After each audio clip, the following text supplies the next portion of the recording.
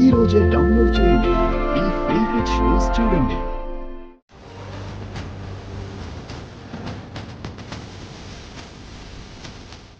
లేదు, ఎలాగైనా నేను నిజం చెప్పాలి. సార్ ఆగండి, నేను చెప్పేది వినండి. ఇప్పుడు మీరు ఎంత బాధపడుతున్నారు, అసలు నిజం తెలిస్తే అంత సంతోషపడతారు. అసలు దయచేసి ఆపుతావా ఆల్య? ఏం చెప్పాల్సిన అవసరం లేదన్నానా? అది కాదు ఇంద్ర గారు. గౌతమ్ గారు. ఆల్య గారు, ఏంటి మీరు చేస్తున్న పని?